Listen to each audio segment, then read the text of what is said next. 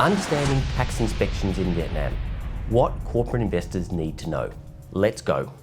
In Vietnam, tax inspections are becoming more digital, more data-driven, and far more targeted than ever before.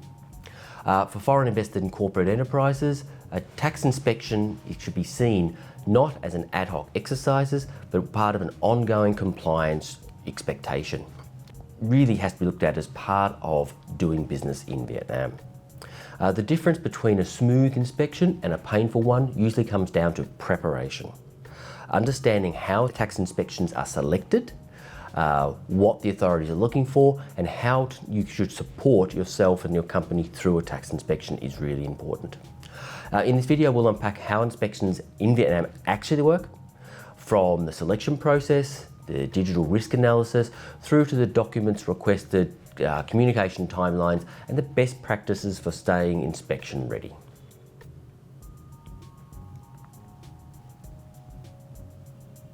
Let's start with the legal foundation. So Vietnam's tax administration laws have recently changed from 2025 under Law 56.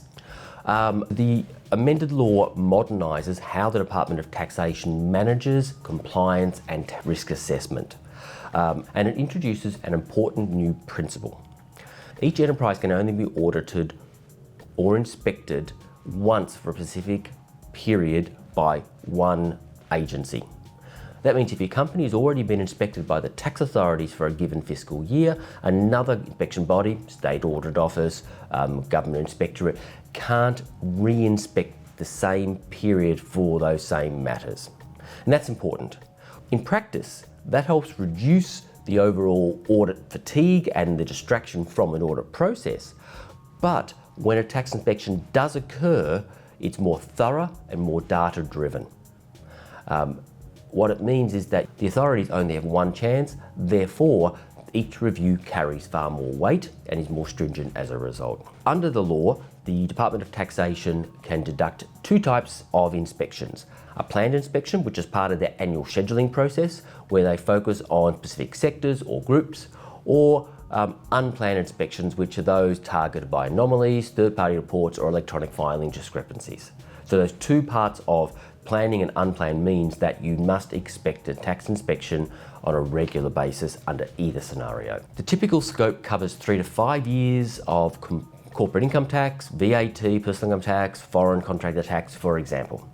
So what you will get is a comprehensive audit for those matters. Inspection may be carried out from your local tax office, the provincial authorities, or for large taxpayers directly by the Department of Taxation. So different levels can instigate and undertake the inspections. The aim of an inspection still remains the same. It's to verify compliance, detect under declaration, to assess the validity of the incentives or the transfer pricing arrangements, and this your general documentation that is maintained in compliance with law. The new framework makes each inspector more data intensive and a higher impact when they undertake. So you won't face multiple overlapping audits, but you will face a deeper driven inspection process.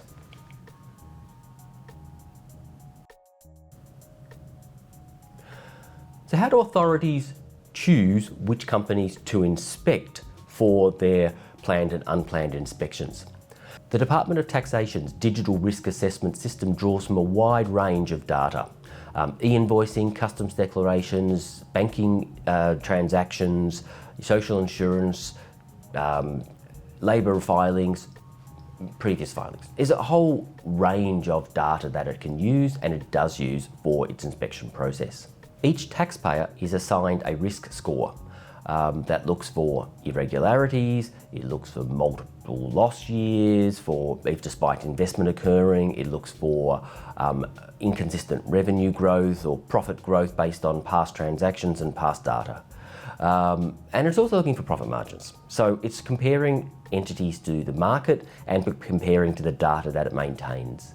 Large VAT claims is also a trigger, and also looks at related party transactions as well, using its internal digital data to cross-check.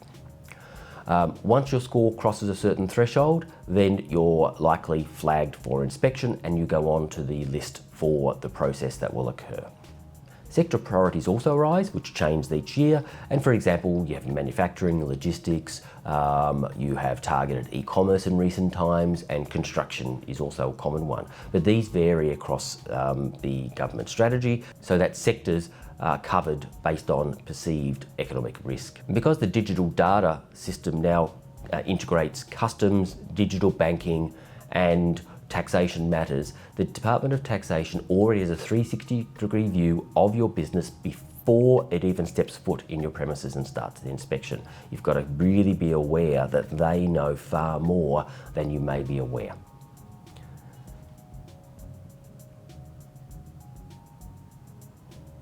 What happens during an inspection? Well, once selected, you'll receive a formal notice, typically 3 to 5 working days in advance that the inspection will begin. That notice is critical, making sure that it is correct and that it is actioned. Do not ignore.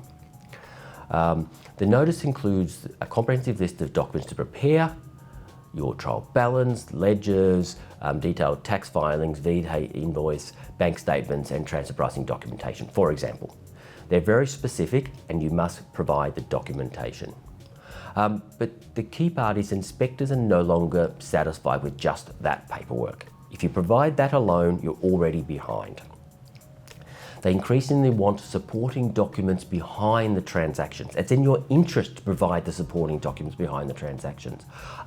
For example, board and management approvals, internal cost allocation policies, pricing methodology reports, internal policies and procedures, HR policies linked to expenses, your service reports, those documentations that justify the commercial attributes of the transactions that they're looking at.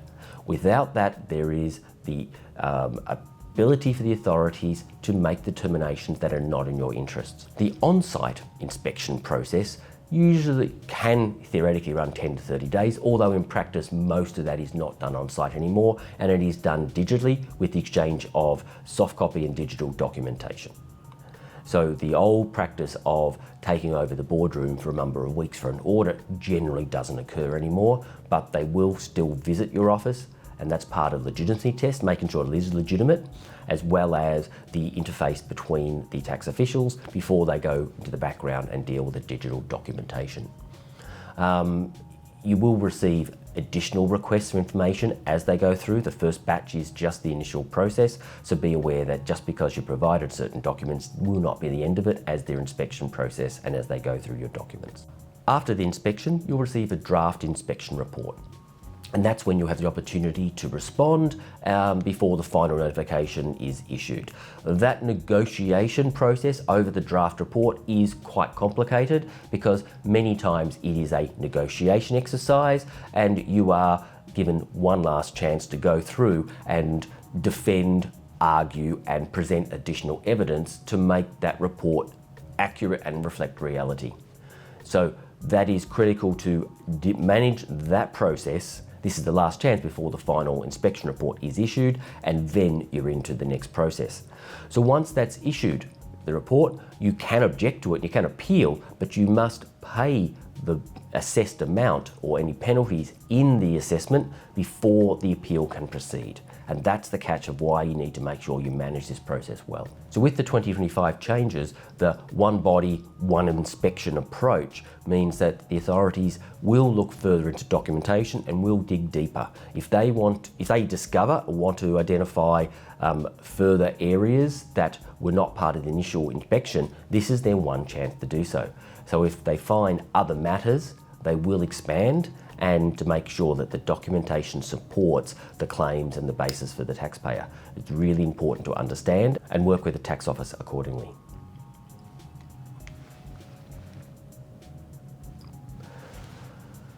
So what are the common issues that the tax office and the tax inspectors focus on? Well, they're looking initially for non-deductible expenses. And even though some of these expenses may on the surface be deductible or attributable to revenue, if the documents do not support or there are not sufficient documents available to justify in accordance with law, you could have what appear to be valid expenses denied, so non-deductible expenses. They're looking for transfer pricing mismatches, particularly services. So those who are intercompany services that are pushing money between profitable and non-profitable enterprise. They're looking to make sure that there's evidence of delivery and that the prices are being done at market values. VAT input credits, making sure the documentation, making sure your invoices, making sure the time periods and the allocation of those are appropriate and you're not getting timing issues related. And that you're not dealing with and have invoices that you've claimed from blacklisted entities that are deemed fraudulent, and therefore your transactions with them are tarred with the same brush as being fraudulent and denied. We're looking at personal income tax, particularly for foreign parties and contractors, to make sure that tax is being withheld and remitted correctly in respect of the transaction. Are contractors actually employees? That's a good example we've seen recently where the situation of how you treat contractors may impact whether you've withheld tax and remitted tax appropriately, and therefore can have the appropriate tax deduction. And probably the last one that's a key thing they're looking at is foreign contracts and overseas payments. Again, service payments, but overseas payments in general. There's a lot of documentation required to justify, and you've got to be very prepared for that. And you have frequent triggers that arise. Inconsistencies between accounting and tax data if they suspect there's two books. You can have timing differences between accounting and tax, but that should not account for dramatic differences in your books. You're also looking at losses, ongoing losses while investment increases. That's a trigger for the authorities to inspect the justification of the financial position of the company and therefore the tax position. And major fluctuations in profits. If profits move around significantly, that'll trigger the authorities, and you've got to justify the commerciality of why those profit variations were occurring. And with the new law limiting multiple inspections, the Department of Taxation is under pressure from the system overall to make sure that their inspection captures everything they possibly can from a revenue perspective for the Treasury. And therefore, the preparation and documentation you have is even more critical than ever before to protect your position and to make sure that you're not exposed. Remember, most adjustments from a tax inspection don't arise from fraud. They arise from missing documentation or unclear expectations. Really important to understand that, and that's where people go wrong.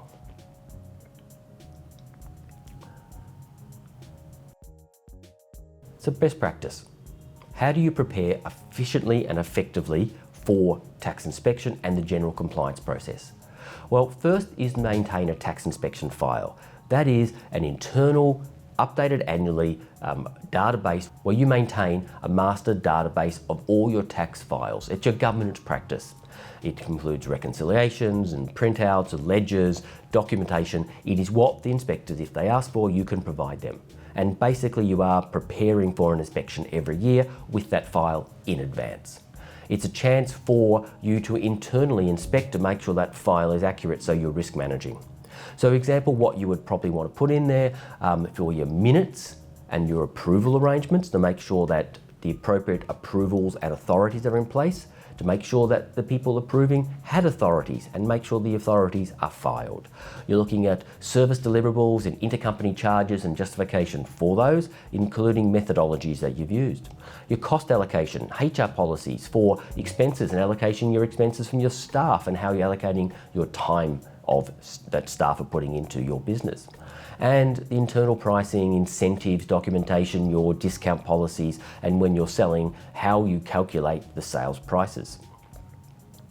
The second is to establish an internal inspection protocol to make sure that there's one person allocated and nominated to deal with the authorities in inspections and another person to deal with the documentation and to gather supporting documentation. If the person who is to deal with the authorities does not have extensive experience or is not confident with their experience, use a third party, but make sure that's agreed in advance so you don't fall out on timing and have one person start the discussions and then transfer to another person. That gets the backup of the tax inspection and is a red flag for them. So make sure you have that protocol determined in advance who that will be. The last one I would say is critical is to digitize your records. Digitize now. Don't work on a part digital, part paper system. Anything that is paper, digitalize, put that into the master file I mentioned earlier, the tax inspection file, and make sure that you're reviewing the documents as you go through. You must prepare and be ready for inspection. You assume an inspection is going to happen. Don't wait for it to happen. Plan in advance. Make sure you're prepared and you're covered just in case you get a knock on the door, that you can act on it accordingly. I will say that one of the best methods, by the way, is that if you identify internally red flags early, as if you were an inspector doing an internal audit, you'll be far better than most, because when you give the authorities explanations and full documentations to their questions, they're less likely to proceed with further questions because it's not worth their time. They're looking for revenue raising activities for the government, for the state, and therefore if it's difficult because you have full documentation and you've thoroughly gone through that, it's not worth their time to put their focus. They can put their focus somewhere else where they can get more money for the Treasury out of the process. So it's really important to do that.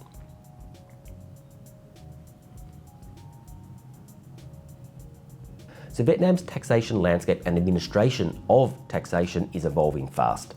With the recent changes to the tax administration law, inspections will be fewer and further between, but they'll be far deeper and more thorough when they occur.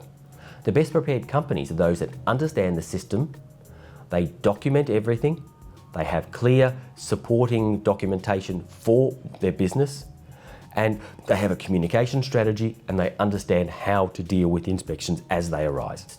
I recommend using tax inspection as a health check, not a crisis. They help improve the business. You'll learn from tax inspections. They demonstrate the reliability of your reporting and the governance and internal structures of the business. So treat them in a positive vein, not a crisis that the world's going to collapse. They occur to everyone. Be aware and be ready for them. Thanks for watching. If you get any value out of this, I suggest putting a like or subscribing to the channel. And if you'd like to have any questions or comments, you can either put them below here, or you can contact us at Alitium, and we're happy to work through your tax inspection queries and help you with the process that you need for your particular business. Have a great day.